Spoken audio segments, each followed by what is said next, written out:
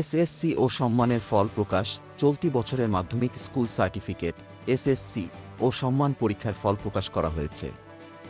রোববার ১২ মে সকাল ১১টায় আনুষ্ঠানিকভাবে ফল প্রকাশ করেন প্রধানমন্ত্রী শেখ হাসিনা। এর আগে আজ সকাল ১০টায় গণভবনে শিক্ষামন্ত্রী মহিবুল হাসান চৌধুরী নফেল ফলাফলের কপি প্রধানমন্ত্রীর কাছে হস্তান্তর করেন। পরে প্রধানমন্ত্রী তা আনুষ্ঠানিকভাবে প্রকাশ করেন। ফলাফল হস্তান্তর অনুষ্ঠানে অন্যান্যের মধ্যে উপস্থিত ছিলেন শিক্ষা প্রতিমন্ত্রী বেগম শামসুন নাহার, প্রাথমিক ও গণশিক্ষা প্রতিমন্ত্রী বেগম রুমানা আলী। গত ১৫ ফেব্রুয়ারি সারা দেশে একযোগে এসএসসি ও সম্মানের পরীক্ষা শুরু হয়। লিখিত পরীক্ষা শেষ হয় গত ১২ মার্চ। ব্যবহারিক পরীক্ষা ১৩ থেকে ২০ মার্চের মধ্যে অনুষ্ঠিত হয়। ৯টি সাধারণ শিক্ষা বোর্ড এবং মাদ্রাসা ও কারিগরি বোর্ডের অধীনে এই পরীক্ষায় ২০,২৪,১৯২ জন পরীক্ষার্থী অংশ নেওয়ার জন্য নিবন্ধন করে। সাধারণত প্রতি বছর ফেব্রুয়ারিতে এসএসসি এবং এপ্রিলে এইচএসসি পরীক্ষা অনুষ্ঠিত হয়। কিন্তু ২০২০ সাল থেকে করোনা মহামারীর কারণে দেশের শিক্ষাপঞ্জি এলোমেলো হয়ে গেছে।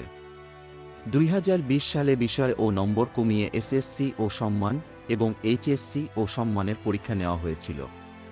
চলতি বছর পূর্ণাঙ্গ পাঠ্যসূচি অনুযায়ী সব বিষয়ে পূর্ণ সময় এবং পূর্ণ নম্বরে এসএসসি ও সম্মানের পরীক্ষা হয়।